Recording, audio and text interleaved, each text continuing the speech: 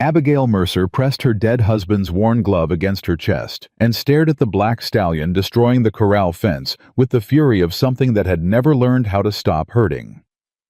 25 men had tried. 25 men had failed. And she was running out of reasons to keep standing on that porch pretending she wasn't doing the same thing that horse was doing, just breaking in a quieter direction. If you've ever loved something so much that losing it turned you into a stranger to yourself, stay with this story until the very end. Subscribe to this channel, follow along, and drop your city in the comments. I want to see how far this story travels. The summer of 1874 came to Dry Creek Valley the way bad news always came, without warning and without mercy. The heat arrived at the first week of June and never left. It pressed down on the valley like a hand on a wound, flattening the grass, bleaching the dirt road that wound through town, turning the creek itself into something more memory than water. The cottonwoods along the ridge went still. Even the flies slowed down. And on the Mercer Ranch, 2 miles east of town, a black stallion paced the length of his corral like something God had made wrong and couldn't quite bring himself to unmake. His name was Midnight Crown. Abigail Mercer had named him herself the same week they'd buried Thomas. People in Dry Creek Valley had their theories about that horse. Old Hector Pruitt at the feed store said the animal had been touched by lightning before it was born, that its mother had stood in an open field during a storm, and something electrical had passed into the foal while it was still forming. Reverend Colby believed it was simply the product of a woman's grief that Abigail had let her mourning infect the animal, the way rot infects timber, slowly, invisibly, until the whole structure was compromised. The men who'd actually tried to ride Midnight Crown had simpler theories. Most of them just said the horse was evil. Said it the way men say things when they've been humiliated and need somewhere clean to put the blame. What nobody said, what nobody in Dry Creek Valley was willing to say out loud, was that the horse might simply be grieving too. Abigail stood on the porch the morning the summer truly broke open and watched Midnight Crown run the fence line. She held a coffee cup she hadn't drunk from. She watched the way he moved that particular economy of fury, nothing wasted, nothing soft. Thomas used to say that a horse's running told you everything about its inner life. A horse running away from something runs with its ears flat and its eyes wild. A horse running toward something has a different quality to its stride entirely. Something almost like joy, almost like hunger. Midnight Crown ran like he was trying to outpace something that lived inside his own chest. Abigail understood that. She set the coffee cup on the porch rail and went inside to write the advertisement. The notice went up at the feed store, the post office, and the saloon on a Thursday. Mercer Ranch, Dry Creek Valley. 1 black stallion unbroken. Any man who can ride Midnight Crown for 10 full minutes will earn $50 in gold. Inquire with Mrs. Abigail Mercer. No drunkards. No boys. By Saturday morning there were 11 men standing at her gate. Abigail looked them over from the porch. She didn't come down. She let them wait in the heat, let them feel the sun on the backs of their necks while she took her time finishing the cup of coffee she'd actually managed to drink this time. "You all know the terms," she called down. A man at the front, broad-shouldered, younger than he thought he was, wearing a hat tilted at an angle, meant to suggest confidence, called back, 10 minutes, $50. "Yes, ma'am." "Gates open," she said. "Saddles on the fence post. Try not to break anything that can't be fixed." She didn't specify whether she meant the equipment or themselves. The first man lasted 40 seconds. He came off sideways, hit the corral fence with his shoulder, and sat in the dirt, making a sound like a man discovering for the first time that he was mortal. The second man lasted nearly 2 minutes, and actually seemed to think he had the animal until Midnight Crown executed a movement that no horse had any business knowing, a twist mid-air that seemed to violate several physical laws, and deposited the rider directly onto the top rail before he fell inside the corral. By the time the sixth man tried, a crowd had gathered from town. People brought chairs. Someone sold lemonade. Abigail watched from the porch. She watched the way she'd watched everything since Thomas died, with complete stillness, with a face that told people nothing, with eyes that were doing calculations nobody else could see.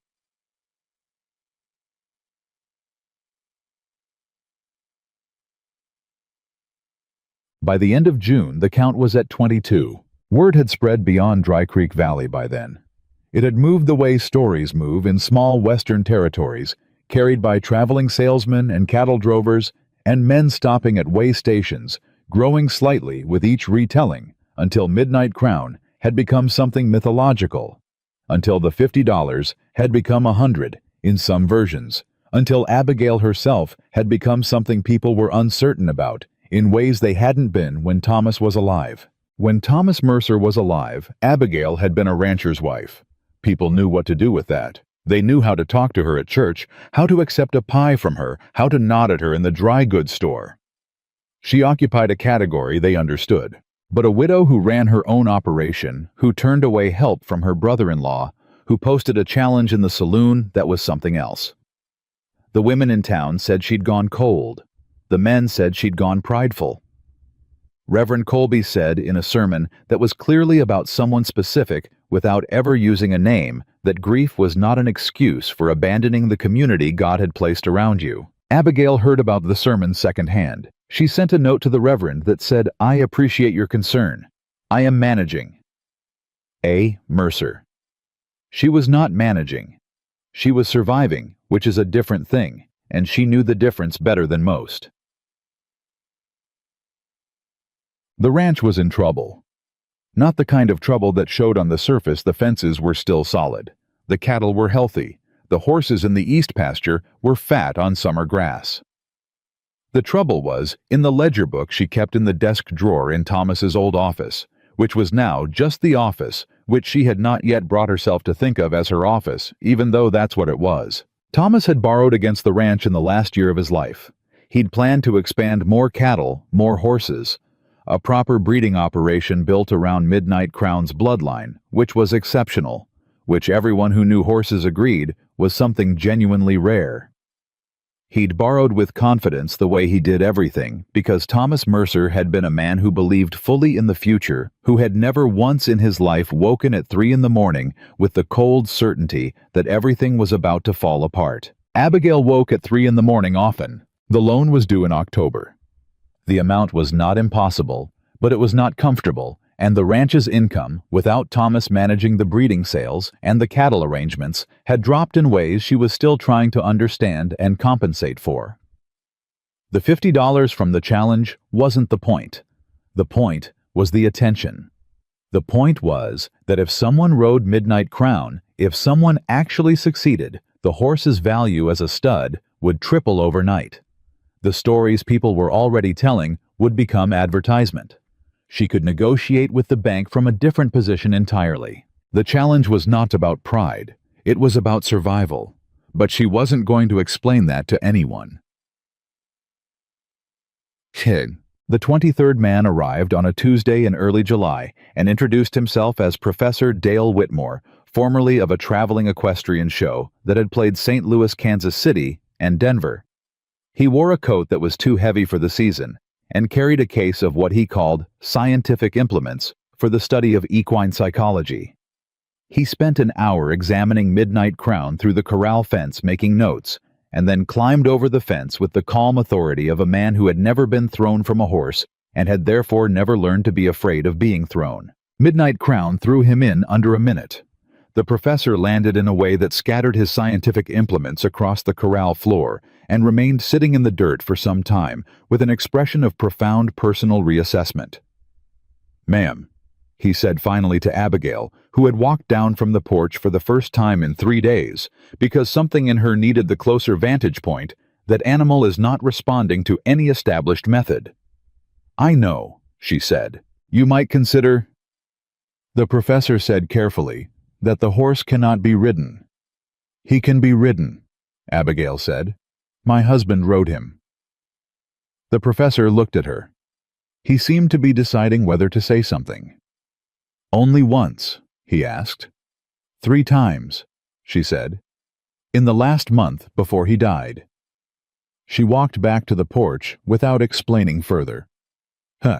Men 24 and 25 came together, a pair of brothers named Galt from up near the Montana line, who had a reputation with difficult horses, and who arrived with their own equipment, their own method, and a quiet competence that made the crowd that had gathered by now Saturdays had become something of an event. Go actually quiet for the first time. The older Galt brother rode for 4 minutes and 17 seconds before Midnight Crown ended the arrangement. The younger lasted nearly 6. He came off badly, landed on his arm, and the snap that followed was audible from the porch. Abigail sent one of her ranch hands for the doctor. She watched the younger Galt brother be helped out of the corral. Watched his face do the things faces do when a person is trying to hold themselves together against pain, and she felt something that wasn't quite sympathy, and wasn't quite guilt, and was mostly just a very tired recognition that she had been asking something of people that was perhaps beyond what she'd understood it to be. That night, she sat in the office and looked at the ledger for a long time. She was almost ready to close the challenge when the stranger rode in. He came at dusk on a Friday, 2 days after the Galt brothers, when the heat had broken just barely, and the valley had gone the particular shade of gold. It went in the late afternoon, when the light came in low and sideways, and made everything look briefly like something out of a painting. He rode a roan mare that had clearly been ridden hard for a long distance, but the horse moved well, no signs of distress, which told Abigail something about the rider before she could see his face. A man who'd ridden his horse into that condition, and the horse still moved like that. That was a man who knew horses. Knew them in the real way, not the show way, not the rough way, not the way that was really about proving something to other men. He stopped at the gate. He looked at the corral where Midnight Crown was still moving in the last of the light, that constant restless circuit.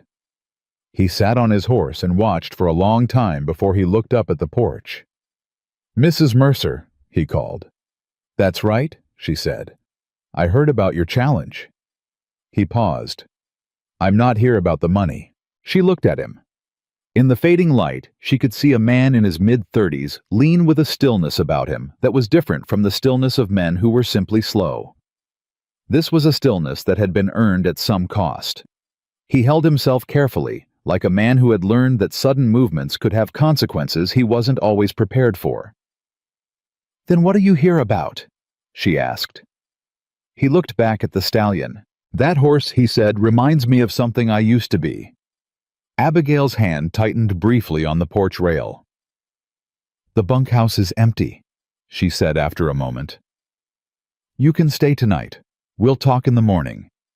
He nodded. "Thank you, ma'am." "I didn't get your name." "Caleb," he said. "Caleb Ward." He rode toward the barn without waiting for her to say anything else, and Midnight Crown stopped his circuit along the fence and turned to watch the stranger come, and Abigail stood on the porch and felt for the first time in she could not have said how long that something was about to change.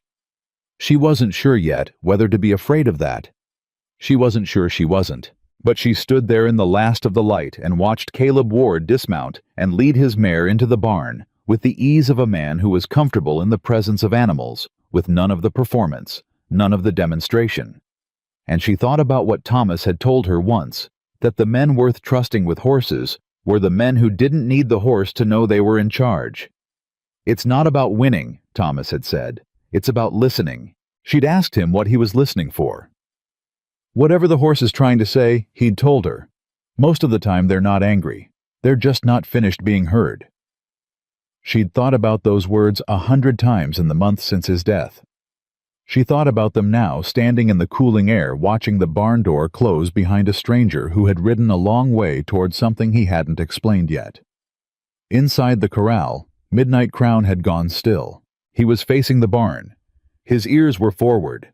Abigail noticed that. She filed it away in the part of herself that was still capable of noticing things, the part Thomas's death hadn't managed to reach quite yet. She went inside and set a place at the table. She didn't examine why she'd done that. She just did it, and then she stood at the kitchen window in the dark and waited for the morning to come. Caleb Ward slept in the bunkhouse and was awake before the sun. Abigail knew this because she was awake before the sun herself had been for the better part of 14 months, and when she looked out the kitchen window, in that particular gray hour before dawn, she could see the thin line of lamplight under the bunkhouse door. She stood at the stove and listened to the coffee begin, and thought about the fact that there was a stranger on her property who had ridden in from nowhere and said the horse reminded him of something he used to be, and then gone to sleep without further explanation. And she could not quite decide if that was the statement of a man with genuine depth or the statement of a man who had learned that sounding profound in front of a woman cost him nothing. Thomas had warned her about that type too. She poured 2 cups when the coffee was ready. She told herself it was efficiency. She carried both cups to the barn because that's where she heard him, not in the bunkhouse, not at the water pump, but in the barn, and the sounds coming from the barn were not the sounds of a man who had gone in to check on his mare. They were the sounds of a man talking to a horse. She stopped outside the barn door and listened. "I know," Caleb was saying quietly in the tone of a man continuing a conversation rather than starting one. "I know you don't trust it yet. That's all right. Neither do I." Silence. "You don't have to do anything. I'm just going to stand here for a while." Abigail pushed the door open. Caleb was standing at the fence of the small holding pen they'd moved Midnight Crown into after the Galt brother broke his arm. The corral outside was being repaired. 2 fence posts had been damaged in the last round, and she hadn't gotten to it yet. He was standing about 4 feet from the stallion, with his hands loose at his sides, and his body turned slightly, not square on, not confrontational with his hat, in his left hand, instead of on his head. And Midnight Crown was watching him, the way the stallion watched everything, with the full fierce attention of an animal that had learned that people were a thing to be prepared for. "Coffee," Abigail said. Caleb turned slowly, took the cup. "Thank you, ma'am." "You were talking to him."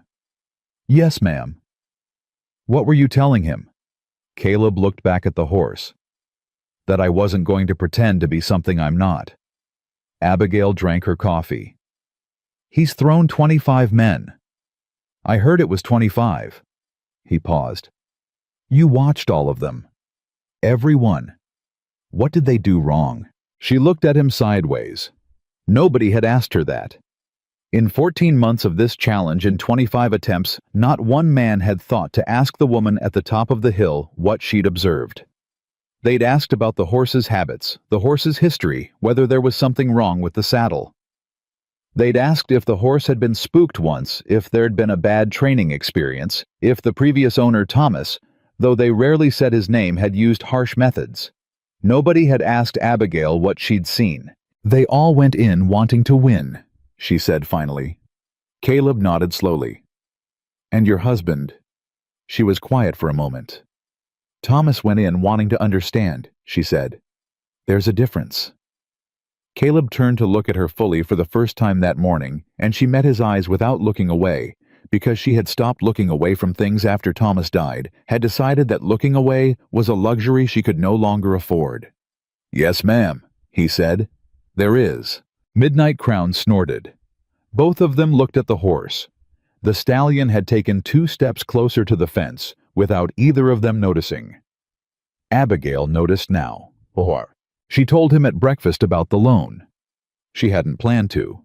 She'd planned to give him the standard information, the terms of the challenge, the rules about the corral, the fact that she didn't permit alcohol on the property and expected anyone staying in the bunkhouse to be useful during their time there, not simply to wait around for their shot at glory. She'd given this speech 11 times to men who'd stayed more than a day. It was efficient. It kept things clear. But something about the way Caleb Ward sat at her kitchen table without performing, without filling the silence with talk, without trying to make her comfortable in the way men sometimes tried to make her comfortable, and actually made her deeply uncomfortable, made her say more than she'd meant to. "The banknote comes due in October," she said. "Thomas borrowed against the ranch to expand the breeding operation. Midnight Crown's bloodline is worth significant money if it can be demonstrated that he's rideable. Right now, he's a liability that eats my best hay." Caleb looked up from his plate. "How much?" She told him the number. He didn't react the way most people reacted, which was to make a face, or draw a breath, or say something intended to be comforting. He just nodded like she'd told him the temperature outside. "And the $50, he said. "A beginning," she said. "The story it would generate is worth more. A horse that broke 25 men and then was ridden, that's a stud fee conversation nobody in the territory has had yet." "That's smart," he said, without any of the surprise in his voice that she'd grown accustomed to hearing when men acknowledged she'd thought something through. "I'm not sentimental about money," she said. Thomas was. "I'm not." "What are you sentimental about?" The question was quiet and direct, and she was not prepared for it. She looked at him across the table, and he was looking back at her with an expression that was simply interested, simply waiting, and for a moment she couldn't find the distance she normally kept between herself and conversations like this. "That horse," she said finally. "I'm sentimental about that horse." Caleb said nothing. He looked at his coffee cup. "He was the last thing Thomas touched," she said, and then stopped because she hadn't said that out loud before, and hearing it in her own voice did something to the air in the room. Caleb didn't fill the silence with condolences. He didn't say he was sorry. He didn't say Thomas sounded like a good man, or that she must miss him, or any of the things people said, all of which were true, and none of which helped. He said, "That's why you haven't sold him." "Yes," she said, "even though he's costing you." "Yes." "Even though the loan—" "Yes," she said sharply enough that he stopped. He nodded, set his cup down. "All right," he said. That was all. Just all right.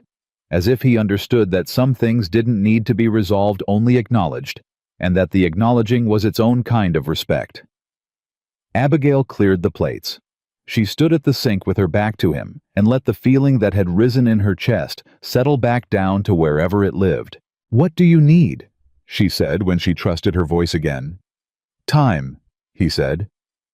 "Just time."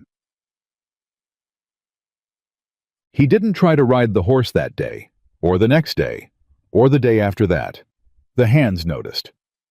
Her foreman, a weathered man named Pete Dawson, who had been on the Mercer Ranch for 9 years and felt this entitled him to opinions, found her in the barn on the 4th morning and said without introduction, "How long's that fella planning on just standing there looking at your horse?" "As long as he needs to," Abigail said. "He ain't trying anything." "I noticed." "The other men broke their arms in their pride and rode home," Abigail said. "I'm aware." She looked at Pete directly. "Let him work." Pete worked his jaw like he had more to say, and then decided he didn't. He went back to the fence line.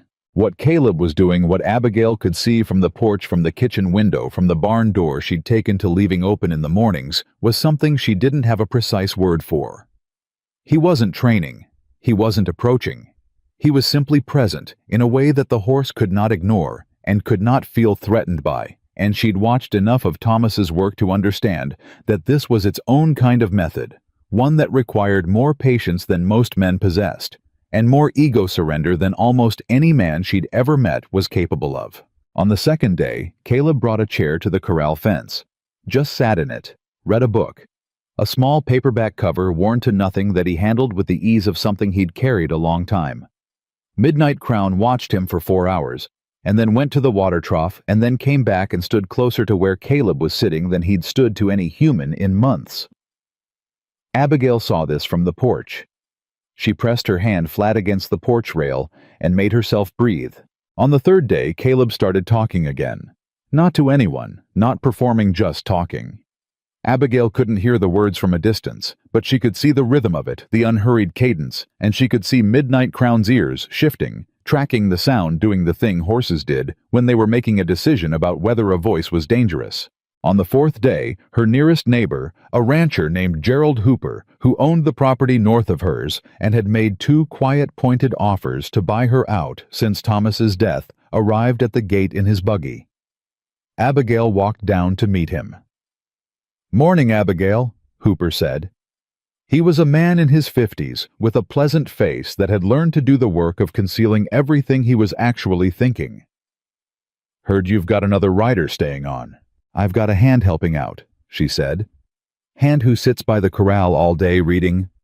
Hooper smiled pleasantly. "Word gets around." "Word always does," she said. "What can I do for you, Gerald?" "Came to see how you're getting on." He looked past her toward the barn. "Harvest's coming, then October. I know that note's on your mind." My finances aren't your concern. No, he agreed, they're not. But the ranch is, or could be with the right arrangement. He looked at her with the expression she'd come to recognize as his negotiating face, warm, regretful, reasonable. My offer stands, Abigail. Fair price. You could— Go home, Gerald, she said. His pleasant expression held. Think about it. I think about my ranch every morning, she said. I think about keeping it. That's the only thought I have on the subject. She stepped back from the gate. Good day. She walked back to the house without turning around and stood just inside the door until she heard his buggy wheels turn on the road. Her hands, she noticed, were not shaking. They had shaken for months after Thomas died at moments exactly like this when she'd had to hold a line alone. They weren't shaking now. She didn't examine why that was. Not yet. That evening, Caleb came to the porch without being invited and sat on the step below where she was sitting in her chair, and they watched the light change over the valley together without speaking for a while. Hooper came today, she said finally. I saw his buggy, Caleb said. He wants the ranch. What does he want it for? Land, she said. My east pasture connects his north field to the creek. Without my property between them, he'd have a straight water corridor to the grazing land on the ridge. He'd double his herd capacity. Caleb was quiet for a moment. And he's been waiting since your husband died. He made his first offer 11 days after the funeral, she said. The sympathy card came the same week. She said it without bitterness, simply as information, and something about saying it made it smaller somehow, less of the weight it had been. He'll come back, Caleb said. He always does. What are you going to do? Abigail looked at the corral where Midnight Crown had gone quiet in the cooling evening. I'm going to keep the ranch, she said. And I'm going to demonstrate to anyone who'll listen that that horse can be what Thomas knew he was. She paused. I'm going to do that before October. Caleb looked at the horse. He's getting curious. About you. About the possibility, Caleb said. That's how they are. They don't trust the person first. They trust the idea that maybe trust is possible, then the person. Abigail looked at him. Where did you learn that? My father, he said. Then, after a pause, and the war. The war taught me the opposite, and I had to unlearn it afterward. He said it plainly without drama, and she understood that it was not an invitation to go deeper, but simply a fact placed on the table between them so she'd understand what she was working with. Which war? She said, though she already knew from his age. The late unpleasantness, he said dryly, using the old soldier's phrase for it, and something in his mouth curved very slightly at the absurdity of the phrase before going still again. Cavalry scout, 3 years. And after, drifting, he said, more or less. Until now. Until now. They sat in the evening quiet, and the stars began. Midnight Crown moved once in the corral, a slow walk to the fence nearest the porch, and stood there looking toward them, and then looked away, and Caleb watched this with the particular attention he gave to everything involving the horse. He's asking something, Caleb said quietly. What? He's asking if we're still here. He glanced at her. Horses go to sleep better when the herd's accounted for. Abigail felt something move through her that she didn't try to name. Are you part of his herd now? She asked. Working on it, Caleb said. On the 5th day, everything nearly ended before it had fully begun. 3 men arrived from Millhaven 2 towns over, where the story of the challenge had apparently grown into something considerably more embellished than the reality. They'd heard through the particular telephone of Western rumor that the horse was cursed, that the widow had made some kind of deal, that the prize had reached $200, and that any man who broke the animal would be set up as a partner in the ranch operation. None of this was true. All of it had the particular texture of what men told each other when they wanted to believe that something valuable was available to them through force. They came through the gate without stopping to ask. Abigail was at the barn door when she heard their horses on the path, and she stepped out into the yard and said, "This is private property. You'll want to stop right there. The one in front, heavier than the others, with a beard that had given up trying to be intentional, looked at her the way certain men looked at women alone on their property, like the absence of a man beside her was a kind of permission. "We heard there's a riding challenge," he said. $50. "The challenge is closed," she said, "for the week." "We came a long way." "I'm sorry for your trouble," she said. "The gate's behind you."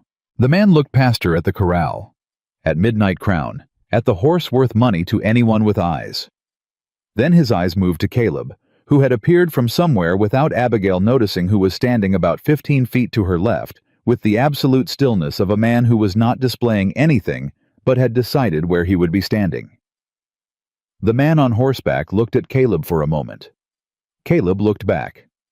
"Friend of yours," the man said to Abigail. "Ranch hand," she said.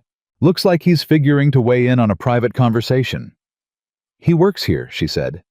"This is his conversation too." Something in that formulation seemed to make a calculation in the man's mind come out differently than it had started. He looked at Caleb again. Caleb hadn't moved, hadn't spoken, hadn't changed his expression. He was simply there in the way that a fence post is there. Not aggressive, not threatening, just definitively present. "When's the challenge open again?" the man said, his tone shifting into something that was performing reasonableness. "When I say it is," Abigail said. "I'll post a notice. You're welcome to watch the board in town." The man sat for another moment. Then he turned his horse, and the other two turned with him, and they rode back out the gate. Abigail watched until the dust settled. Then she turned and walked to the fence post and put one hand on it and just breathed for a moment. "You all right?" Caleb said. "Fine," she said. "You didn't need me there," he said. "I want you to know I know that." She looked at him.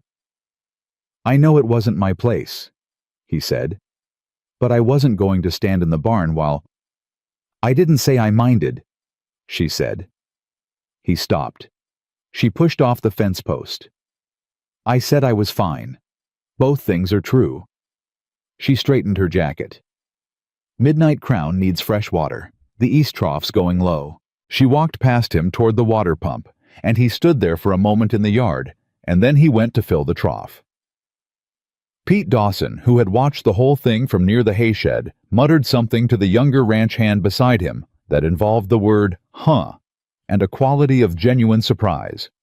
On the 7th day, Caleb entered the corral for the first time. He didn't carry a saddle. He didn't carry a rope.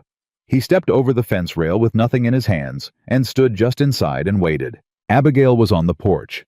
She had told herself she would stay on the porch. She had told herself she would not go down to the fence because going down to the fence meant caring more than she'd planned to care. And caring more than she'd planned to care was how the last year had gone so continuously wrong. She went down to the fence. Midnight Crown was at the far end of the corral, and he turned when Caleb entered, and his whole body changed the fine electric attention he gave to everything. The gathering of himself, all the coiled potential of an animal that had learned that humans in his space meant performance of power, display of dominance, the grappling contest he'd been winning for 14 months. Caleb didn't look at him directly. He stood in the corral and looked at the ground to his left, and his shoulders were relaxed, and his hands were at his sides open. Midnight Crown watched him. A minute passed. Pete Dawson appeared from somewhere, and the younger hand, and two others Abigail couldn't name, and they all stood at the fence without speaking. Midnight Crown took 3 steps toward Caleb. Someone at the fence inhaled audibly.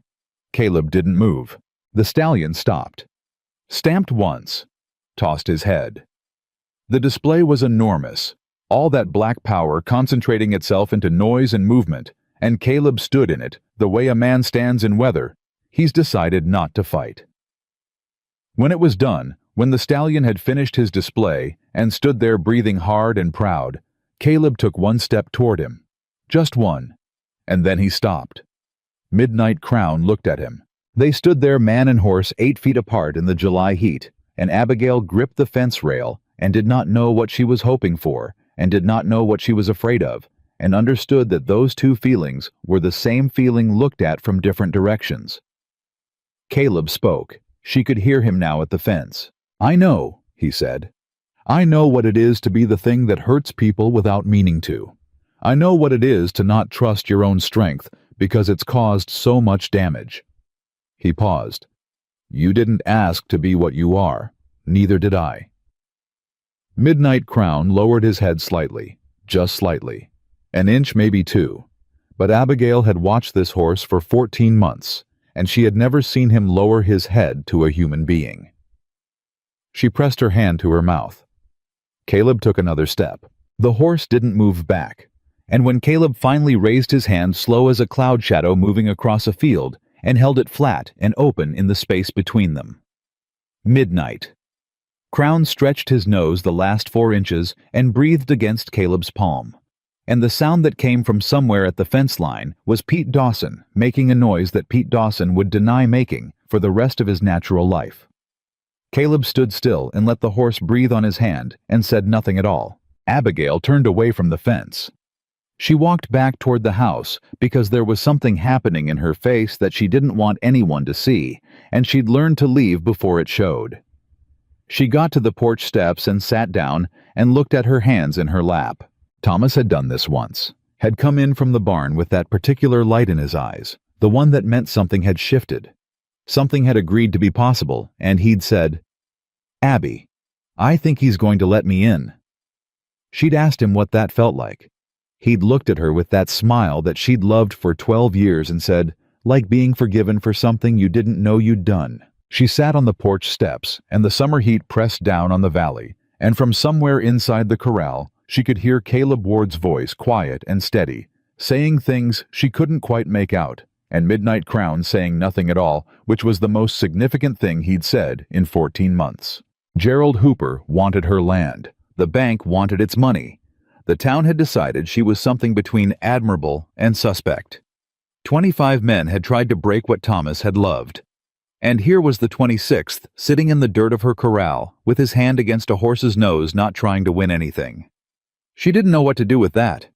She thought she might be beginning to. The morning after Caleb touched Midnight Crown's nose, Abigail found a letter under the kitchen door. She almost stepped on it. It was folded once, no envelope, the kind of note someone leaves when they don't want to be seen leaving it. She picked it up and read it standing at the kitchen door, with the dawn coming in sideways, and the coffee not yet started. It was from Gerald Hooper's lawyer, not Hooper himself. His lawyer, a man named Aldrich, who worked out of a proper office in the county seat, and whose involvement meant Hooper had decided to stop being pleasant about things. The letter was 3 paragraphs of careful legal language that said, in essence, Hooper had learned that the Mercer Ranch carried a substantial debt due in October. Hooper's client wished to present a formal acquisition offer before that date. If Mrs. Mercer chose not to accept, Hooper's client would be exploring other avenues of resolution. The phrase "other avenues of resolution" was underlined. Aldrich had done that himself, Abigail suspected, because men like Aldrich understood that the menace was in the implication, not the statement. She folded the letter along its original crease and put it in the kitchen drawer, where she kept things she needed to think about before she reacted to them. Then she made the coffee. Caleb came in from the barn at 6:30 with hay dust on his jacket and the look of a man who'd been awake for some time. She put the cup in front of him without asking, and he took it without thanking her, which was the rhythm they'd settled into without discussing it, and she sat across from him and watched him drink and thought about the letter in the drawer. "Hooper sent a lawyer," she said. Caleb set his cup down. "Letter under the door this morning," she said. "He's moving from suggestion to pressure." What kind of pressure? The legal kind. The kind that implies he knows something about the banknote and has the resources to complicate things if I don't cooperate. She said it flat, without the tremor she'd felt when she'd first read it. "He's done waiting." Caleb looked at his cup for a moment. "What does the note come due to exactly? Is there any flexibility in the term?" "I already wrote to the bank in March," she said. "They gave me until October as a courtesy. Thomas was a good customer for 14 years. That courtesy has a limit." "And Hooper knows the date." "Hooper knows everything about this valley that benefits him to know," she said. "He's been watching this ranch since before Thomas died. I think sometimes he was watching it while Thomas was still alive. She paused. Thomas didn't see it. He liked Gerald, said he was a fair man. She picked up her own cup. Thomas was generous about people.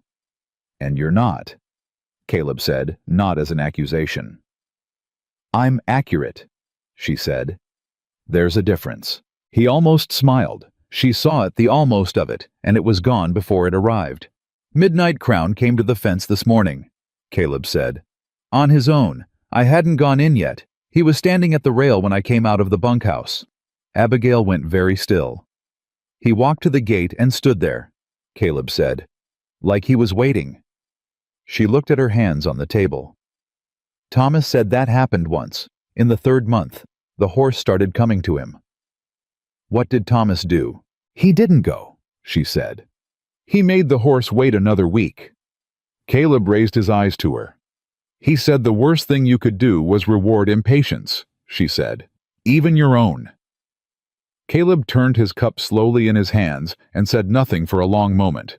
Then, your husband was a wise man. He was, she said simply. The word was sat between them like it always did. Neither of them moved it. I won't push the horse, Caleb said. Not for any timeline. I know you won't, she said, and realized only after she said it that she'd given him something, a degree of trust she hadn't planned on giving yet, the kind that comes out before you've authorized it. He noticed. She could tell by the way he looked back at his cup without pressing the moment. They finished the coffee without speaking, and both of them were comfortable in that silence, which was its own kind of information. Pete Dawson brought the problem to her at noon. He found her at the fence, watching Caleb work in the corral, still without the saddle, still without the rope. But closer to the horse, now moving alongside him at a slow walk, not leading but parallel the way horses moved with their own kind, and Pete stood beside her for a moment before he spoke, which meant it was serious, because Pete usually delivered his opinions at full volume from whatever distance he happened to be standing. Town's talking, he said. Town always talks, she said without looking away from the corral. Different this time. He paused. They're saying Ward's not a real horseman, saying he's running some kind of delay game, that he's living off your hospitality and hasn't done a thing to earn it. Another pause. Some are saying you've got a reason for keeping him that's got nothing to do with the horse. Abigail turned to look at Pete then. He met her eyes with the straightforwardness of a man who'd decided the information was more important than his comfort. I'm telling you what they're saying, not what I think. What do you think, Pete? He looked into the corral, at Caleb walking steady beside 500 pounds of nervous power. I think I've never seen that horse walk beside a man before. Not once in 14 months. He rubbed the back of his neck. I think that's got to mean something. It means something, she said. Then you've got maybe another week before the talk turns into something you can't ignore, Pete said. Hooper's name is in it. He's been in the saloon 3 evenings this week, buying drinks, talking loud. He glanced at her. You know what men do when they buy drinks and talk loud. They build a version of events that suits them, she said. Yes, ma'am. She watched Caleb and Midnight Crown at the far end of the corral. The horse had slowed to match Caleb's pace, which was not something she'd ever seen Midnight Crown do for a human being, adjust his rhythm to theirs, rather than forcing everything around him to adjust to him. Let them talk, she said. Abigail. Let them, she said, with enough of an edge that Pete closed the subject and left her at the fence. Inside the corral, Caleb stopped walking. He stood still, and Midnight Crown walked 2 more steps before he stopped too, and then turned his head to look at the man who'd gone quiet. And it was the look of something questioning, something wondering why the familiar pattern had changed. Caleb spoke. The horse's ears moved. Abigail pressed her forehead briefly to the fence rail and then straightened and walked back to the house to write a letter to the bank. Mem. She was at the desk in the office, her office, she'd started calling it that. In the last week, the shift small and enormous when Caleb knocked on the open door. Sorry to interrupt, he said. You're not interrupting. She set the pen down. Come in. He came to the doorway but didn't come further. He looked at the desk at the ledger, the letter half-written, the organized evidence of a woman managing a complicated situation with the expression of a man assessing something and deciding where he fit in relation to it. I need to tell you something, he said. She waited. I know Aldrich, he said. The lawyer. We were in the same regiment. He was an officer, JAG Corps, handled military legal matters. He looked at the doorframe. After the war, he moved into land acquisition law, became very good at it. He paused. Aldrich doesn't send warning letters, Mrs. Mercer. He sends opening positions. She felt something cold move through her and then settle. Meaning Hooper's not waiting to see if you'll sell, Caleb said. He's already decided you will. He's working out what it costs him to make that happen. He met her eyes. Aldrich puts men like that in front of the bank before the debtor even knows there's a conversation happening. Abigail stood up slowly. He's talking to my bank. Possibly, Caleb said, or positioning to. It would be quiet. It would be legal. It would look like a business decision the bank made on its own. He kept his voice level. I've seen it done. She stood at the desk and let the full weight of it settle the neatness of it, the way it had been constructed around her without her seeing the edges. Hooper at the saloon, the lawyer's letter, the timeline, the patience of a man who had been waiting for the right moment since before she'd been a widow. How do you know how it works? She said quietly. Because it was done to my father, Caleb said. And I didn't know enough at the time to stop it. He looked at her steadily. I've spent some time since then learning the pattern. The silence in the room was different from their other silences. It had weight. Why are you telling me this? She said. He didn't answer immediately. He looked at Thomas's bookshelf still. Thomas's still arranged the way Thomas had arranged it, and then back at her. Because you should know what you're fighting, he said, and because you deserve to make decisions with full information. She looked at him for a long moment. Can it be stopped? She said. It can be complicated, he said. If you move first, if you give the bank a reason to wait, that's better than what Hooper's offering. He paused. What's your strongest case for keeping the note extended? Midnight Crown, she said. And they looked at each other and both understood what that meant and how fast it needed to happen, and the clock that had been ticking quietly since October moved suddenly into the audible range. The next morning, Caleb put the saddle on the fence. He didn't put it on the horse. He put it on the fence and let it sit there in the sun and went about his other work, water troughs, fence repairs, helping Pete mend the hinge on the barn door that had been failing for a month, and let Midnight Crown look at it. The stallion looked at it all morning.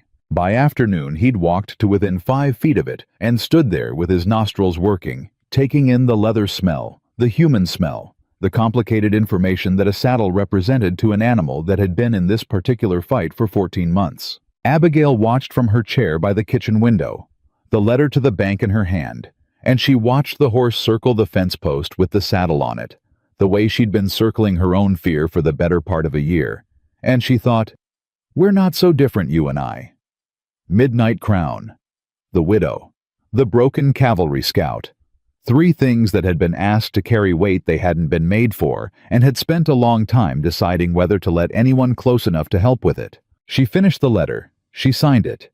She set it by the door to go to town tomorrow. Then she went out to the corral.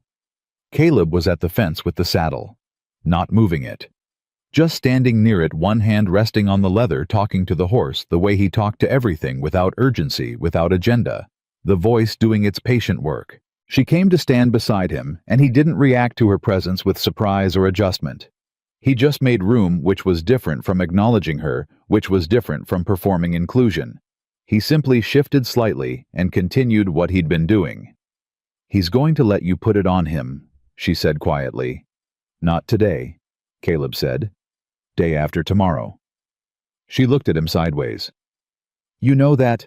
I know he's been studying it for 6 hours, Caleb said. And he keeps looking at me when he comes back to it. like he's checking to see if I'm still the same person.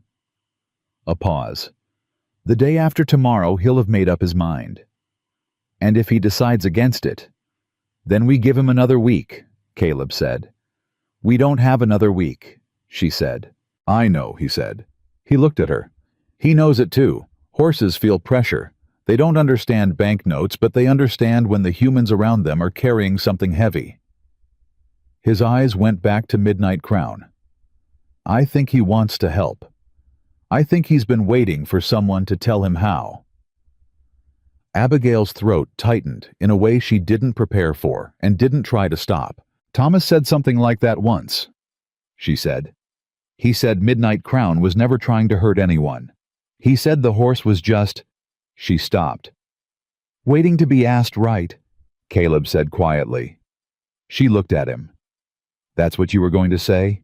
He said. She didn't confirm it. She didn't need to. They stood at the fence in the late afternoon heat, and Midnight Crown came to them. Not to either one of them specifically, but to the space between them, which was a different thing, and pressed his nose against the saddle once hard, and then lifted his head and blew out a long breath, and walked to the water trough. Day after tomorrow, Caleb said again. Abigail watched the stallion drink. I'll be there, she said. It was Gerald Hooper himself who came the next morning, and this time he didn't stop at the gate. She heard his buggy on the path and came out onto the porch, and he was already through the gate and halfway up the track, which was a transgression significant enough that she came down the porch steps to meet him in the yard rather than let him feel he'd made it to the house. Gerald, she said. He pulled up. He was alone, no driver, which meant he wanted this to feel like a private conversation between neighbors. Abigail, I hope I'm not... You've come through my gate without being invited, she said. So we'll skip the pleasantries. What do you want? His pleasant face adjusted. Not unpleasantly, he was too practiced for that, but she saw the recalibration. He'd expected something softer.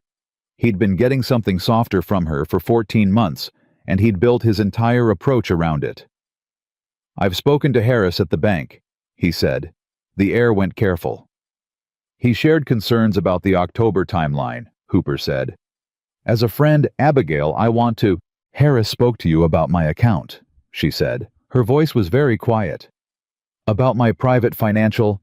As a community matter, Hooper said smoothly. Nothing improper. He mentioned there might be challenges and I offered... Get off my land, she said. The smoothness cracked slightly. Abigail, you went to my bank, she said. You went to my bank and you had a private conversation about my debt before you finished having your conversation with me.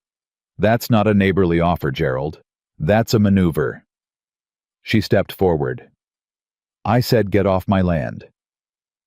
He looked past her at Caleb, who had appeared from the barn and was standing in the yard 15 feet away, with his arms loose at his sides and nothing threatening in his posture and everything decisive. You're making a mistake, Hooper said quietly. I make my own mistakes, she said. On my own land. Good day. He looked at her for one more moment with the look of a man who was calculating how much this was going to cost him and whether it was worth it. Then he turned the buggy. He didn't hurry. That was the message. That he didn't need to hurry. That he had time and she did not. She stood in the yard until the gate closed behind him. Her hands were not shaking. Her jaw was tight enough to ache. Caleb came to stand beside her. He's been to the bank, she said. I heard. Harris told him? She stopped, started again. I have to go to town today. I have to talk to Harris myself, and I have to do it before Hooper gets back there and builds further on whatever he's already said. I'll hitch your horse, Caleb said, and was already moving. She went inside and changed her jacket and took the letter she'd written and put it in her bag with the ledger and the 2 letters from Thomas's lawyer that proved clear title on the east pasture, which she'd had the instinct to bring for a reason she now understood.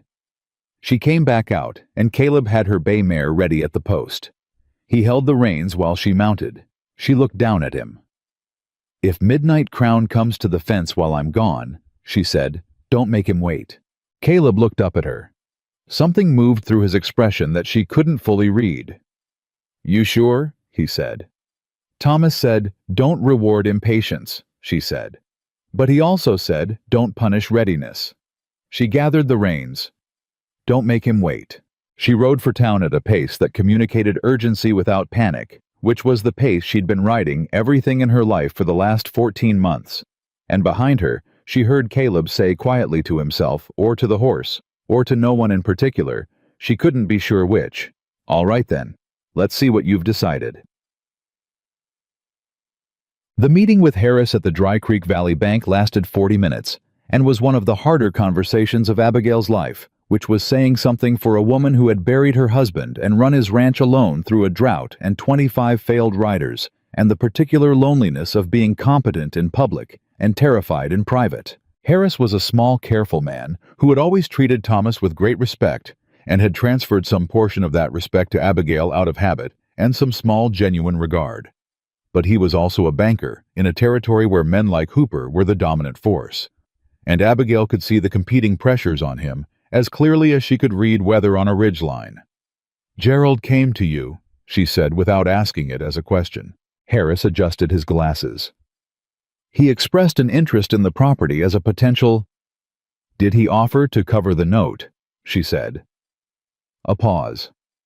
"He suggested various arrangements that might—" "Did he offer to pay my debt directly to your bank as part of an acquisition agreement?" she said, before I had accepted or even responded to his offer. Harris's expression told her the answer. "That's a conflict of interest, Mr. Harris," she said, "for you and for him. And if I were to put that in a letter to the regional bank board, which I would be entirely within my rights to do, the conversation you had with Gerald Hooper would become a considerably more uncomfortable thing than it is right now."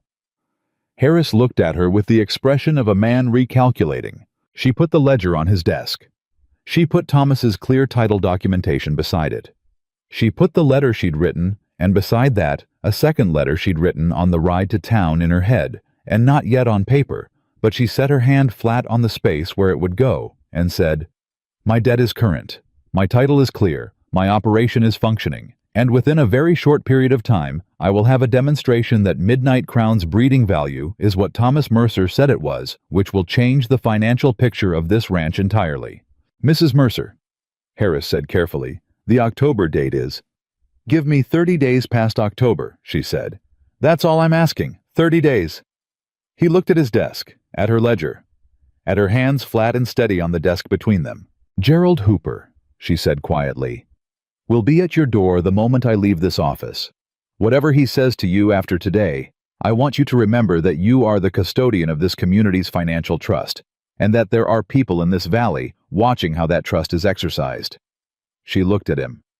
"I'm one of them. And I'm still here." Harris looked at her for a long moment. Then he opened his desk drawer and took out a form. "30 days past October," he said quietly. "I'll need it in writing." Abigail uncapped her pen. Her hand was steady as a fence post. She signed the paper, took her copy, shook his hand, and walked out of the bank into the summer heat, with her heart hammering so hard she could feel it in her ears. And she stood on the boardwalk for exactly 3 seconds, allowing herself the full weight of what she'd just done. Then she put the paper in her bag and went to get her horse. She was halfway back to the ranch when she heard it, or thought she did, carried on the afternoon wind, which was probably her imagination, and probably wasn't the sound of hooves in an open space. Not the frantic percussion of struggle. Something different. Something that sounded almost like a conversation. She didn't slow down. She pressed the bay mare faster. She needed to be home. Something was happening, and she needed to be there for it. And for the first time in 14 months, that feeling, the need to be present for something, to not miss the moment, felt less like urgency and more like want. She let herself ride toward it. She heard it before she saw it. The rhythm was wrong. Not wrong, like something breaking, but wrong, like something she hadn't expected to be possible. A sound that didn't match the 14 months of sounds that had come before it. Hooves on packed earth, steady and deliberate, without the explosive percussion of resistance, without the crowd noise of men at a fence line. Just the clean back and forth of a horse in motion, and the particular quiet that surrounded it. Abigail came through the gate at a controlled run and pulled the bay mare up short in the yard and sat there in the saddle. Caleb was on Midnight Crown, not riding him the way the 25 had tried, not gripping, not fighting, not performing the contest that every other man had entered that corral to win. He was sitting on that horse the way water sits in a glass, completely there, completely at rest. And Midnight Crown was walking the perimeter of the corral with his head low and his stride long, and his ears were soft, turned back toward the man on his back. Listening, Pete Dawson was at the fence. Both the younger hands were at the fence. Nobody was talking. Abigail didn't dismount. She sat on the bay mare and watched through the corral rails and felt something happen in her chest that she didn't have a word for and didn't try to name. Caleb saw her. He didn't wave, didn't call out, didn't do anything that would have broken what was happening between himself and the horse beneath him. He just looked at her for a moment with an expression she couldn't read at this distance, and then looked forward again and asked Midnight Crown for something with his leg, some quiet signal, and the stallion shifted into a slow trot that was so smooth it looked like a different animal than the one that had launched 25 men into the air. Pete turned from the fence and looked at her. "Been going about 40 minutes, he said, keeping his voice low. "Horse took the saddle this morning, stood for it like he'd been waiting on it." He paused. Caleb sat on him for 10 minutes without moving before he asked for the first step. Then it just... He shook his head slowly. Happened. Abigail dismounted. Her legs were not entirely steady.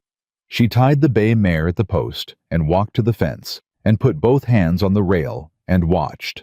What she was watching was not a man breaking a horse. It was two things that had been broken separately, finding a shared rhythm, which was harder and rarer and worth considerably more than any contest.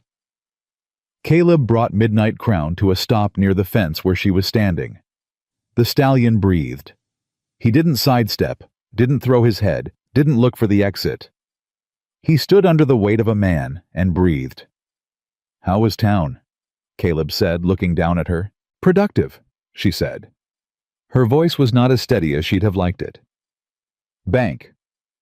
30 days past October," she said. Something in his face eased. "That's enough time."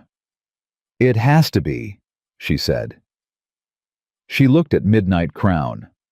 At the horse's eye, closed now dark and deep, and no longer containing that particular wildness that had been there for so long it had started to seem permanent. "When did he let you put the saddle on?" "About an hour after you left," Caleb said. "He came to the gate like you said he might. I went in without it first, spent 20 minutes just standing with him. Then I went back for the saddle." He stroked the horse's neck once unhurried. He smelled it for a while. Then he just stood still. No resistance. "He shook once when I tightened the cinch," Caleb said, like he was reminding me he had the option. Then he let it go. Abigail looked up at him on the horse, at this man who had arrived at her gate 10 days ago with nothing to offer but patience and a stillness she still didn't fully understand, and she said, "You told me you weren't here about the money." "I'm not," he said. "Then what do you want, Caleb?" He looked at her with the directness that was the most constant thing about him. "Right now, I want to give this horse another 20 minutes and then brush him down properly and let him rest." He paused. "After that, I'd like to eat something if there's food." She almost laughed. She hadn't almost laughed in a long time, and the feeling was strange and not unwelcome. "There's food," she said. He turned Midnight Crown away from the fence and they moved off together across the corral, man and horse, and Pete Dawson exhaled slowly beside her. "Well," Pete said, "I'll be." "Yes," Abigail said. "You will." Word reached town by evening. She didn't know who carried it. One of the younger hands most likely who had friends in Dry Creek Valley, and a young man's instinct for news. But by the time the sun was fully down, she'd had 3 riders come to the gate with questions, and one woman, Martha Colby, the Reverend's wife, who arrived on foot and stood at the gate and called up to the porch with the particular energy of a person who has heard something wonderful and wants to have been present for the confirmation of it. "Is it true?" Martha called. Someone rode that horse. Someone is riding that horse, Abigail said from the porch. There's a distinction. Martha pressed both hands to her chest. Lord have mercy, Thomas would have been… She stopped. I'm sorry, that was… Thomas would have been glad, Abigail said quietly. Come up, Martha. I'll make tea. She made tea, and Martha sat at the kitchen table and asked careful, wondering questions about Caleb Ward, who he was, where he'd come from, how he'd done what 25 others couldn't. Abigail answered what she knew and said she didn't know what she didn't, which was more than she'd usually admit to anyone, but Martha Colby was the kind of woman who received information without weaponizing it, which was rare enough to be worth respecting. The town will want to see it, Martha said. I know, Abigail said. Hooper was in the saloon this afternoon, Martha said in the careful tone of a woman delivering necessary intelligence. He was talking about the bank, about October. She looked at her teacup. He wasn't being kind about it. He doesn't need to be kind, Abigail said. He needs to be right, and he's running out of time to be right. Martha looked at her with an expression that was something between admiration and worry. What are you going to do? I'm going to open the challenge again, Abigail said, on Saturday, and this time there's going to be something worth watching. Martha's eyes widened slightly. Can he do it publicly? She said. Caleb, can he do what he did today in front of people? Abigail thought about Caleb in the corral, the absolute quality of his focus, the way external noise seemed to slide off him like water off oilcloth. She thought about a cavalry scout who had learned to operate in chaos and had then spent years learning to operate in silence, and had somewhere in between found a place that neither threatened him. Yes, she said, he can. She told Caleb that night, after the hands had gone to sleep and the ranch had settled into its particular nighttime quiet, that Abigail had spent 14 months trying to get used to. He was sitting on the porch step. She brought 2 cups out and sat in her chair and said, I'm opening the challenge Saturday. Public. I want people there. He didn't react with surprise. He nodded once. Hooper will be there. I'm counting on it, she said. I want him to see. I want Harris from the bank to see. I want every person in Dry Creek Valley who has been watching this ranch with any kind of calculation in their eyes to be standing at that fence on Saturday. She paused. I want them to understand what this horse is worth. Caleb held his cup with both hands. And what if something goes wrong? Does something go wrong? She asked. Anything can go wrong, he said. Crowd noise, a horse in the road, someone fires a gun at the wrong moment. Midnight Crown has been reliable for 2 days. He's not been tested in a crowd. He was ridden in front of crowds before, she said. Thomas took him to the county fair the summer before he died. She stopped. He was different then, younger, before everything. Caleb looked at her. What happened to change him? She was quiet for a moment. This was the story she hadn't told anyone. Not fully, not in the precise sequence of events that had led from Thomas Mercer's horse being a remarkable animal to Thomas Mercer's horse being something the county had built a mythology around. Thomas got sick in the fall, she said. He didn't tell me how sick for longer than he should have. He kept working, kept coming to the barn, kept working with Midnight Crown the way he always had, but he was… She looked at her hands. He was in pain and trying not to show it, and the horse knew. Animals know. Midnight Crown knew Thomas was diminishing, and he couldn't understand it, and it frightened him. She paused. And then one day, Thomas didn't come to the barn. And the next day he didn't. And the day after that, I came to tell the horse that Thomas wasn't coming anymore, because I didn't know what else to do, and Midnight Crown looked at me like… She stopped again, started again. He looked at me the way I felt, like something had been taken out of the world that was supposed to be there, and then her voice steadied.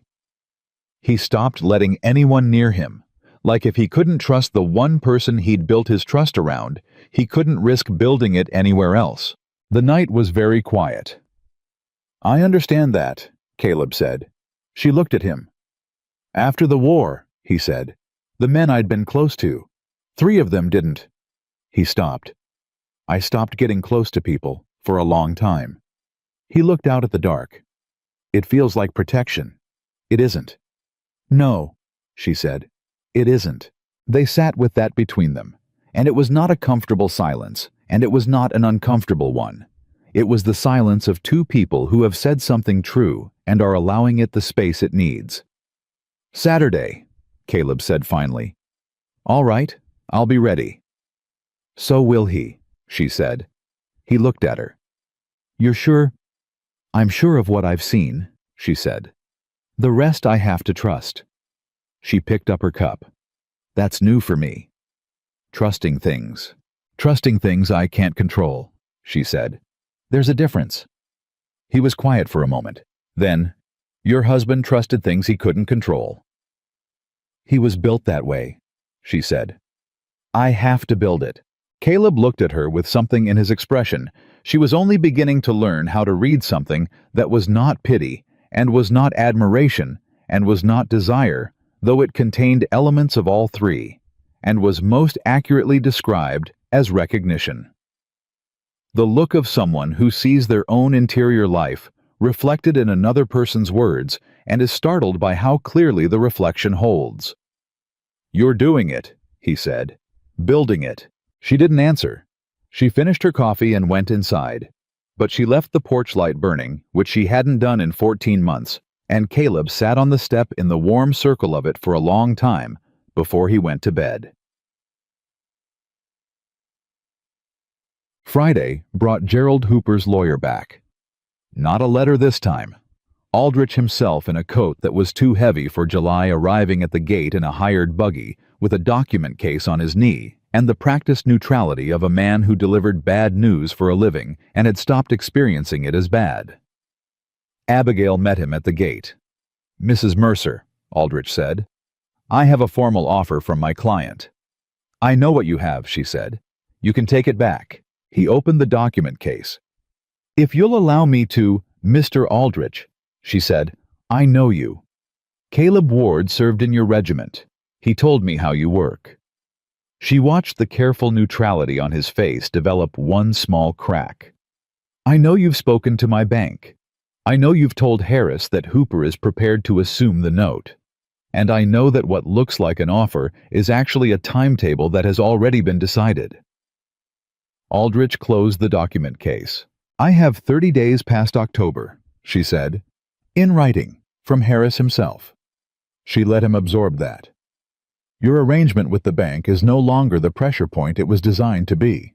Aldrich looked at her with an expression she hadn't expected. Not anger, not recalculation, but something closer to reluctant respect. He'd dealt with frightened women, and grateful women, and confused women, and women who needed things explained to them, and he was looking at her now, the way a professional looks at an opponent who has done their work. Caleb Ward told you about the bank, he said. It wasn't a question. He told me how the pattern works, she said. He didn't know the specifics. He didn't need to. A pause. How is Caleb? Well, she said, he's found something worth doing. Aldrich looked at the document case in his hands. He seemed to be having a private conversation with himself about how much of this was his fight and how much of it was his client's. My client is not finished, he said. I know, she said. But Saturday he's going to watch Midnight Crown ridden in front of half the county, and after that, the conversation about this ranch's value is going to be very different from the one he's been counting on. She met his eyes. Tell Gerald to come Saturday. Tell him to bring whoever he wants. Tell him to watch. Aldrich looked at her for a long moment. You're very certain, he said. I'm certain enough, she said. He nodded once with a professionalism that almost bordered on courtesy and told his driver to turn around. Abigail stood at the gate until the buggy was out of sight. Her heart was running faster than she would have chosen. She let it run. Saturday came in hot and clear the sky, the deep cloudless blue of a July morning that intended to stay that way. By 9 o'clock there were people at the fence. By 10, there were more people than had ever gathered on the Mercer Ranch For any reason more than had come for the challenge at its height, more than had come for Thomas's burial, which was the previous record, and not a comparison she made lightly. They came from town, from the outlying farms, from 2 ranches up the creek. Martha Colby came with 4 women from the church. Harris from the bank came in his good coat, standing apart from the crowd watching the gate with the expression of a man who has made a decision he hopes will hold. Gerald Hooper came last, which was intentional because men like Hooper understood the theater of arrival. He came in his best buggy with Aldrich beside him, and he positioned himself at the fence corner, where the sight lines were clearest, and he stood with his arms crossed and his pleasant face arranged into an expression of polite skepticism. Abigail watched all of this from the porch. Then she walked down to the corral. Pete Dawson had the gate. The younger hands were keeping the crowd back from the rails. The air had the quality of held breath. She went to the barn. Caleb was with Midnight Crown in the dim quiet. The horse was already saddled, had been for an hour standing with a patience that still amazed her every time she saw it. This animal that had been a force of nature standing quietly waiting. "Ready," she said. Caleb looked at the horse, and the horse looked back at him, and something passed between them that didn't require translation. "Yeah," Caleb said. He led Midnight Crown out of the barn and into the July light, and the sound from the crowd was immediate, not loud, but present, a collective intake that settled into a tense silence as people registered what they were seeing. A horse that had broken 25 men walking calm at a man's shoulder, head low, ears soft, choosing to be exactly where he was. Hooper uncrossed his arms. Abigail noticed that. Caleb brought the horse to the corral gate. He stopped. He put his hand on Midnight Crown's neck and spoke quietly, too low for anyone to hear, and the horse's ear swiveled toward him. Then Caleb looked up at Abigail. She nodded.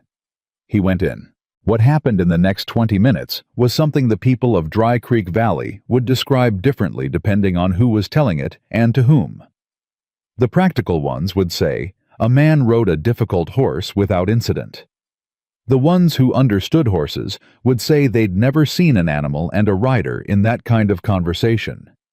The ones who didn't know much about either horses or men, but knew something about grief, would say it looked like watching 2 things heal each other, which was not a scientific observation, but might have been the most accurate one. Caleb rode Midnight Crown at a walk first, then a trot.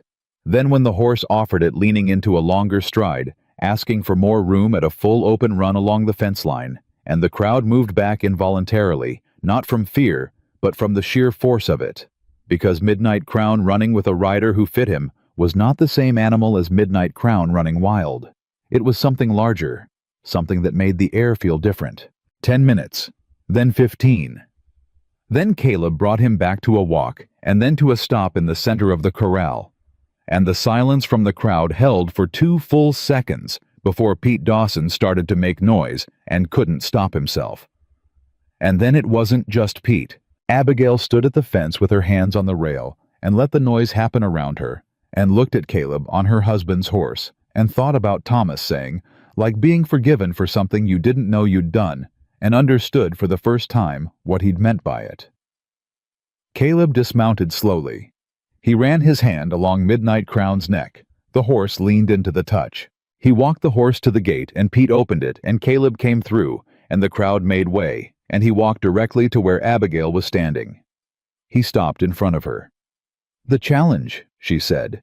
Her voice was steady. $50. "No, ma'am," he said. "Caleb."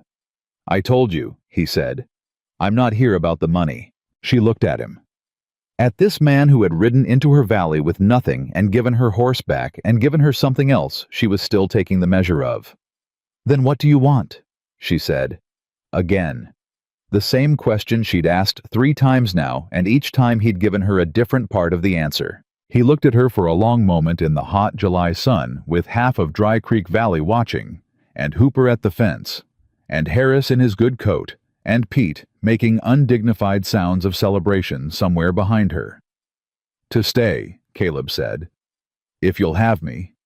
The world went quiet in the particular way it goes quiet when something changes inside it that can't be changed back. Abigail looked at him, and she looked at Midnight Crown, standing calm and blowing softly through his nose, and she looked at the ranch that was still hers, that she was going to keep, that Thomas had loved, and she had refused to surrender. "The bunkhouse," she said carefully, "is not a permanent arrangement." "No, ma'am," Caleb said. "It's not." The implication sat between them, and it was not small, and it was not rushed, and neither of them ran from it. "We have things to work out," she said. "The bank, Hooper, the breeding operation, the fall cattle arrangement, all of it." "We do," he said. "That's going to take time." "I have time," he said. "If you do." She held his gaze long enough to be certain of what she was doing. Then she said, "Come to supper tonight. We'll start with the ledger." Something in Caleb Ward's face changed. Then, not dramatically, not with any of the performances she'd grown accustomed to reading in men's faces, but quietly, genuinely, the way a window that's been shut for a long time opens and lets the air move through. "Yes, ma'am," he said. She turned to find Hooper already walking toward his buggy. He didn't look back. That was all the information she needed. Harris caught her eye across the crowd and nodded once with the expression of a man who had made the right call and knew it. She nodded back. Then she turned to Pete, who was still making noise, and said, "You can stop that now." And Pete stopped, and the crowd began to talk among itself in the way crowds do when they've witnessed something they're going to be describing for years, and Abigail walked back toward the house. Midnight Crown, still standing just inside the corral gate, with Pete's hand on his halter, turned to watch her go. His ears were forward. His eye was soft. And for the first time in 14 months, Abigail Mercer let the door close behind her without listening to the silence on the other side of it. The supper that evening started as a business meeting and became something else before the plates were cleared. Abigail had set the ledger at the center of the table, which was intentional. She wanted the numbers between them as a fixed point, something concrete and unambiguous in a day that had contained more feeling than she'd planned for. She'd made a simple meal, nothing that required comment, and when Caleb sat down across from her, she opened the ledger to the October page and said, "This is where we are." And he looked at the numbers without flinching, which was the first thing. The second thing was that he knew what he was looking at. He'd had his own land once, he told her, not much a small operation in Missouri, before the war, inherited from his father, and then lost in the manner he'd described and hadn't fully detailed. But he knew a ranch ledger. He knew the difference between a cash problem and a structural problem, and what Abigail had, he said, looking at the columns carefully, was a cash problem. The structure was sound. Thomas built something real, he said. He did, she said. I've just been holding it together. That's not nothing, Caleb said. That's 14 months of holding something real together alone. That's... He paused. That's considerable. She looked at the ledger instead of at him. What I need is income before the extended deadline, real income. Not the challenge money, not one transaction, a sustainable argument that this operation is viable. Midnight Crown's first stud fee, Caleb said. Which requires his first booking, she said. Which requires people to know what they saw today is repeatable. Which requires time we may or may not have. I know 3 men, Caleb said. Serious horsemen. 1 in Colorado, 2 in Kansas. Men who have been looking for bloodlines like his. He looked up from the ledger. If I write to them this week, we could have inquiries before the end of the month. She looked at him. You'd do that. I'll do it tomorrow, he said. Tonight, I'd like to finish eating. She looked at the food she'd barely touched, and then at him, and something in the evening shifted into a register that was quieter and warmer and less about October than it had been a moment before. Pete thinks you're remarkable, she said. He'd deny saying it. Pete thinks I got lucky, Caleb said. Did you? He thought about it genuinely, which she appreciated. Luck is when preparation meets the right moment, he said. I'd been preparing a long time. He looked at her. So had you. She closed the ledger. Leave the letters to me, she said. I'll write to your contacts if you give me the names. My handwriting is better, and a letter from the ranch owner carries more weight than a letter from... She paused. A drifter, he said without any self-pity. I was going to say a new hire, she said. He almost smiled again, closer this time. Yes, ma'am. They finished supper, and she washed the dishes, and he dried them, which was not something she'd asked for, and not something she'd expected, and which she received without comment, because commenting on it would have made it something other than what it was, which was simply a man helping with dishes. When he went to the door, he stopped with his hand on the frame and said without turning, What you did today, with Aldrich, with Harris, before you even knew whether Saturday would work. He stopped. You were already fighting. I'm always fighting, she said. I just got tired of doing it quietly. He turned then and looked at her, and the look said a number of things that neither of them had found words for yet, and he said, Good night, Mrs. Mercer, and she said, Good night, Caleb. And the door closed, and she stood in the kitchen for a moment in the lamplight, and then put the ledger back in the drawer, and went to bed. She slept through the night for the first time in 14 months. She noticed this when she woke, and she held the noticing quietly for a moment before she got up. The letters went out Monday. Abigail wrote them herself, with the names Caleb provided, and the language she'd developed over 12 years of watching Thomas negotiate with horsemen, specific, knowledgeable without overselling, letting the facts carry the weight, because serious men didn't trust enthusiasm, they trusted precision. She described Midnight Crown's lineage from memory. She described the public demonstration. She described what she was offering and what she expected in return. She sent 3 letters. By Thursday, 2 had already replied. The first reply came from a man named Garrett Holloway in Pueblo, Colorado, who had been looking for a particular bloodline for 3 years, and wrote back with the careful excitement of a man trying not to appear too eager and failing. He wanted to come himself, he said, to see the horse before committing to terms. The second reply came from a partnership in Wichita that ran a breeding operation. Abigail recognized. Thomas had mentioned them twice as the kind of people worth knowing. They didn't ask to come see the horse. They offered a fee and asked for availability. She took both letters to the kitchen table and read them twice, and then sat with her hands flat on the table and breathed. Pete knocked on the door at that moment and came in without waiting, which meant he had news and couldn't hold it. Hooper sold his north parcel, Pete said. Abigail looked up. Word came this morning from Ridley at the feed store, Pete said. Sold to a cattle outfit from out of state. Not the whole operation, just the north parcel, the one adjacent to your east pasture. He watched her face. Means his creek access plan doesn't work anymore without your land. Or it means he's raising capital, she said. Pete's expression shifted. For what? I don't know yet, she said. But something moved through her that was not quite alarm and was not quite certainty. The particular instinct of a person who has learned that when a calculating man makes a move, you don't understand, you should move faster, not wait. She picked up the Wichita letter and the Holloway letter and put on her jacket. Where are you going? Pete said. Bank, she said. Tell Caleb where I am. Harris listened to her with the letters on his desk between them. He read both. He read them again. Then he looked at her with the expression of a man whose arithmetic has changed. The Wichita partnership is reputable, he said. I know their name. Their offer represents significant income, she said. Before October, the Holloway visit would produce a second transaction within 30 days of that. She looked at him directly. I'm not asking for charity, Mr. Harris. I'm showing you that the note is going to be paid. With interest. On the new timeline. Harris looked at the letters. Hooper came in this morning, he said quietly. She didn't let her expression change. And he made a revised offer, Harris said. Cash acquisition of the note. He would hold your debt and manage the repayment terms himself. He looked at her carefully.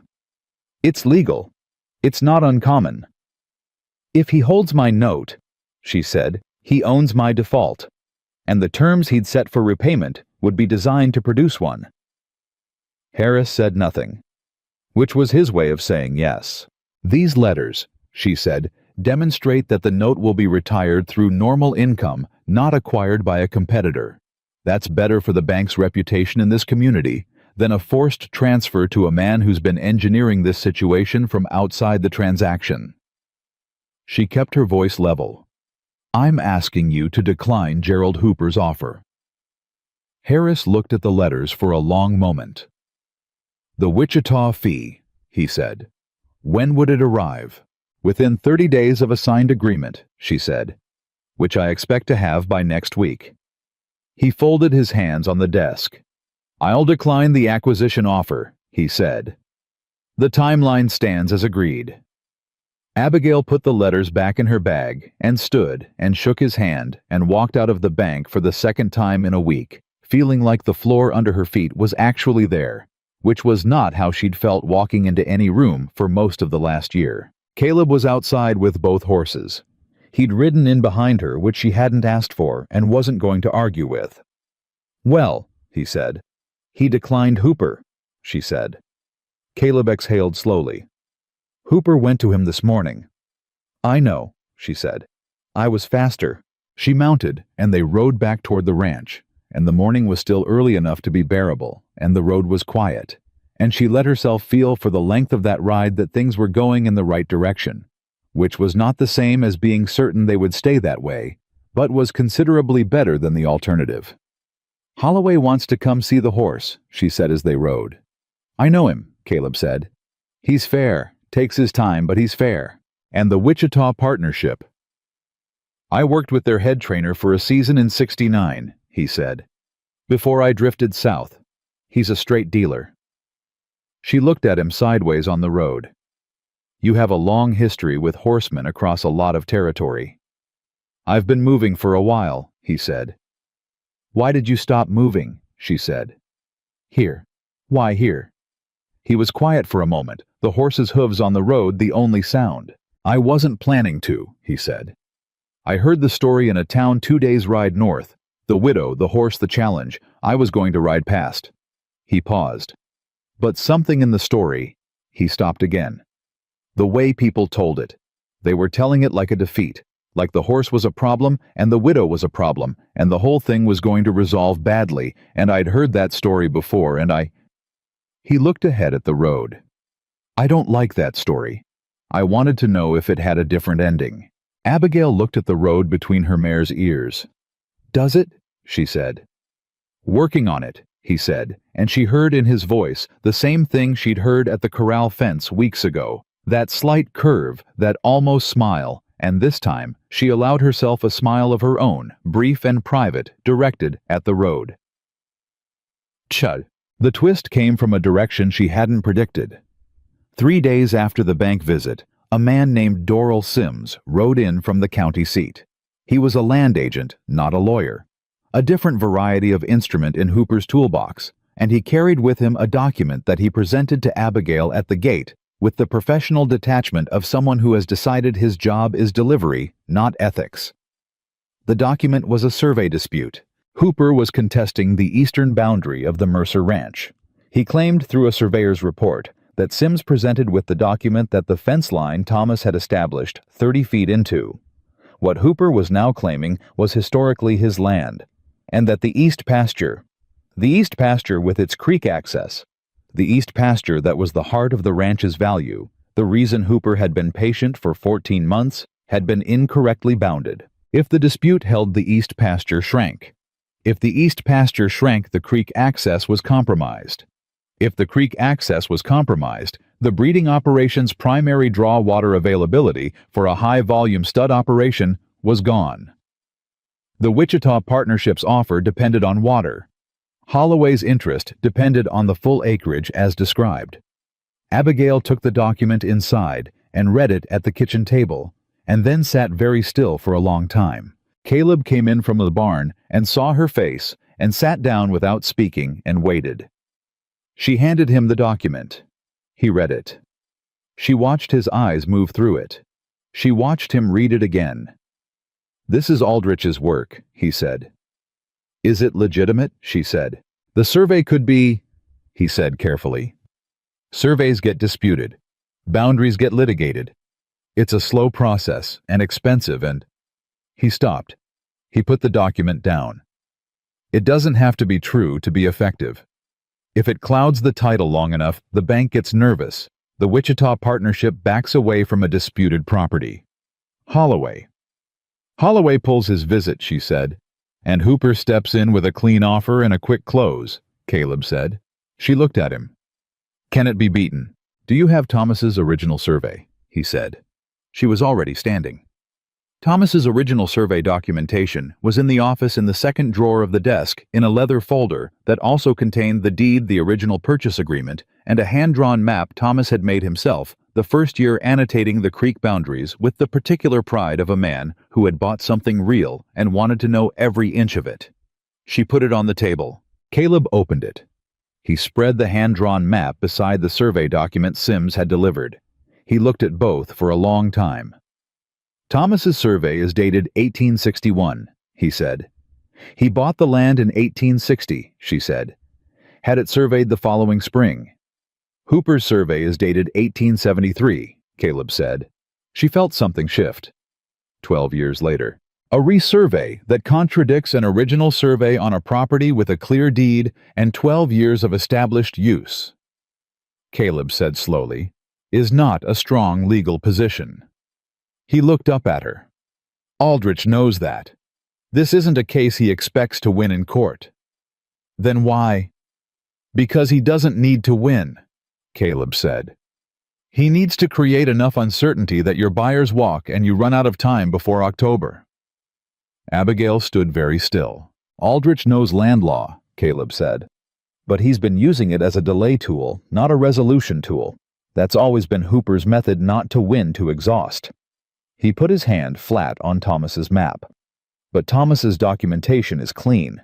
If you get this in front of the right person before any of your buyers hear about the dispute, you cut the delay in half."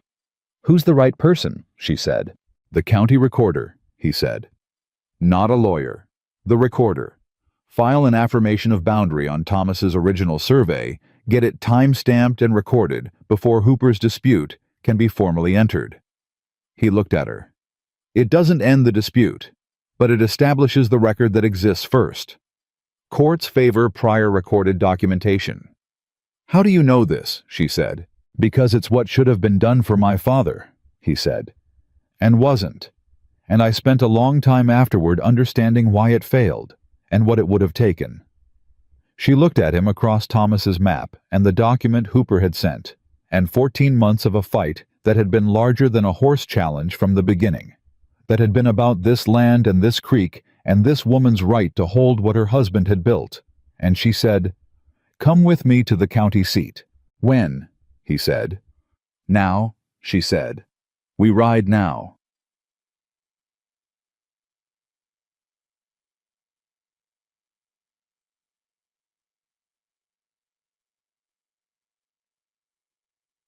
They rode hard and got there by mid-afternoon, and Caleb waited outside while Abigail went into the recorder's office with Thomas's survey folder and explained what she needed and why she needed it today, and the recorder, a compact, efficient woman named Voss, who had been doing this job for 11 years and had no patience for land games and less patience for men who played them, looked at the documentation and looked at the dispute filing that had been submitted that same morning, which had not yet been processed, which sat in a tray on Voss's desk, and she looked at Abigail with the expression of a professional who recognizes a tight timeline. "Your original survey predates this by 12 years, Voss said.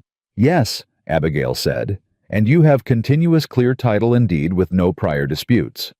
"Yes." Voss looked at the dispute filing in her tray. She looked at Thomas's documentation. She stamped Abigail's affirmation of boundary with the date and time 3:47 in the afternoon, September the 2nd, 1874, and entered it in the record book before the dispute filing, which she then picked up and placed at the bottom of the processing tray where it would wait its turn. "It will still be filed," Voss said. "Eventually." "I know," Abigail said. "But now the record shows what came first." Voss looked at her with something that wasn't quite a smile, but occupied the same neighborhood. "Yes, ma'am," she said. "It does." Abigail walked out of the recorder's office into the afternoon and found Caleb leaning against the hitching post with the expression of a man who has been very deliberately not pacing. She held up the stamped copy. He looked at it. He looked at her. "Done," she said. He exhaled in a way that was more than relief. It was the release of something he'd been holding, that had roots deeper than this afternoon, this ranch, this county. It was the sound of a man who had watched something fail once and had been given the chance to see it not fail, and had taken that chance. "Gerald Hooper," Abigail said quietly, "has run out of avenues." Caleb looked at her. "He won't take that quietly." "No," she said. "But quiet was never what I was after." She put the document in her bag, and they mounted and turned toward home, and the road back was longer than the road there, because the urgency was gone, and what remained was something else, something that had the quality of a day ending well, which was not a feeling Abigail had experienced enough of lately to have grown accustomed to it. "Caleb," she said as they rode. "Ma'am." "Stop calling me ma'am," she said. A pause. "All right." "Abigail," she said. "Abigail," he said, and the way he said it was careful and exact, like a man handling something he intended not to drop. They rode the rest of the way in the particular silence of two people who have said something small that meant something large and are allowing it the space it needs. Garrett Holloway arrived from Pueblo the following Tuesday and spent an afternoon with Midnight Crown that left him quieter than he'd been when he arrived, which Caleb told her privately was the best sign. Men who talked more, after seeing something extraordinary, were processing their own reaction. Men who went quiet were calculating how much they wanted it. Holloway made his offer Wednesday morning. It was fair. It was more than fair. It was the number that when Abigail wrote it on the top line of the ledger page and looked at it beside the bank note figure produced a margin. Not a comfortable margin, but a real one. She accepted the offer Thursday. She signed the Wichita agreement Friday. She wrote to Harris at the bank the same afternoon. Pete Dawson found out Saturday morning and made the undignified noise again. Gerald Hooper's survey dispute was formally filed the following week and went into the county's legal queue behind Abigail's recorded affirmation, where it would take years to resolve and would resolve in a direction that Aldrich would have advised his client to anticipate if Hooper had been the kind of man who listened to advice he didn't want to hear. He wasn't. But that was Gerald Hooper's problem.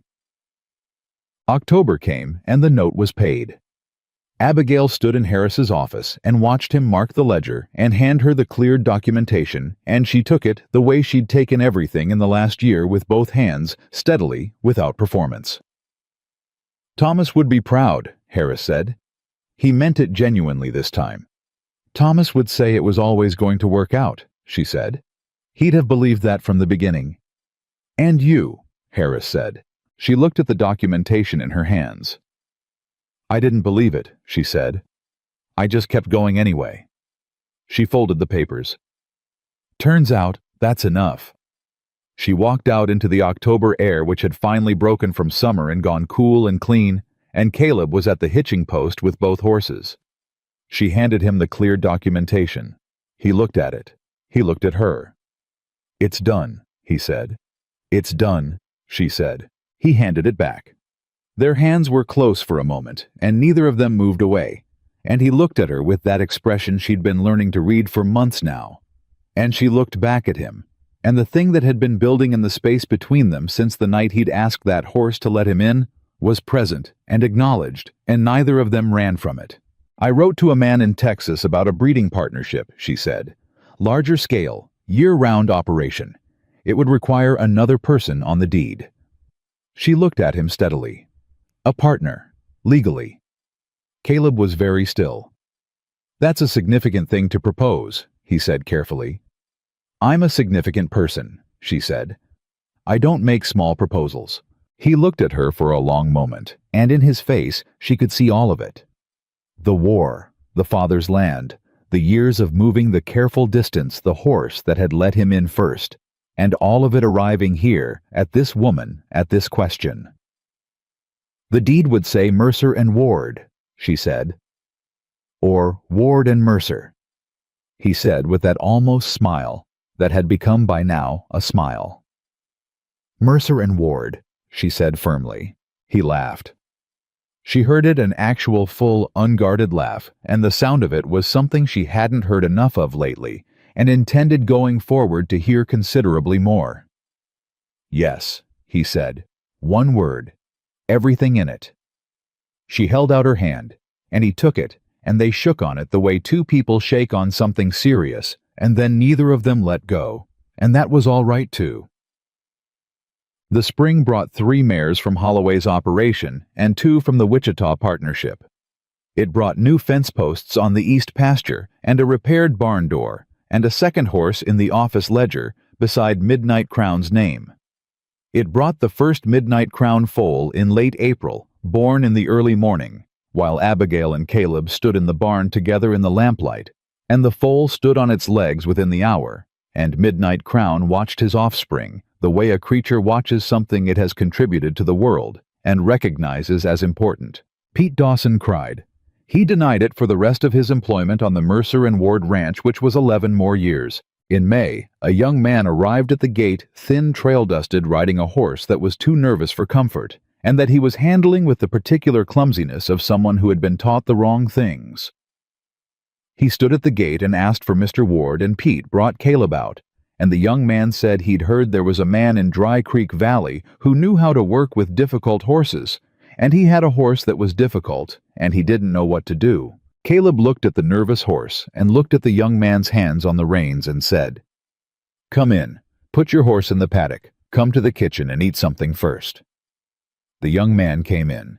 Abigail made the coffee and set the table and listened to the young man explain his horse, the way young men explain their problems urgently with too many details about the symptoms and not enough about the cause, and she watched Caleb listen, the way Caleb listened to everything with the full and patient attention of a man who had learned that the actual problem was usually not the one being described.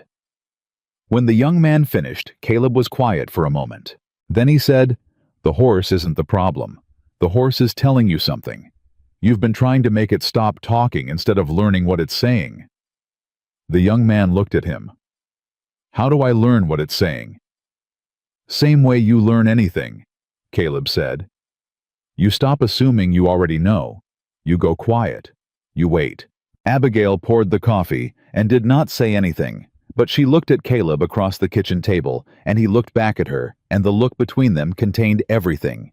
The 14 months and the $50 and the 25 men and the bank and Hooper and the county seat and the cleared deed and the October note paid and the spring foal standing in the early morning light.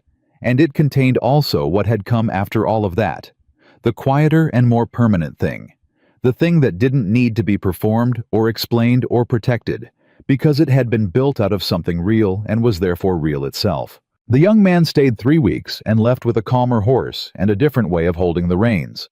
Others came after him. Midnight Crown's bloodline spread through the territory the way Thomas Mercer had always believed it would, the way Abigail had refused to stop believing even when the believing cost her something, the way Caleb Ward had ridden toward, instead of past, when the story could have gone another way. And on the Mercer and Ward Ranch in the long summer evenings, when the valley went gold, and the horses moved quiet in the east pasture, and the creek ran clear through the land that was hers, and always had been. Abigail stood on the porch. She had stood on alone for too long, and was no longer alone. And the life she had held together through 14 months of grit and silence and refusal had become the life she had actually wanted all along. She had not broken. She had not surrendered. She had waited for the right thing to find her, and she had been ready when it came. That was enough. That was everything.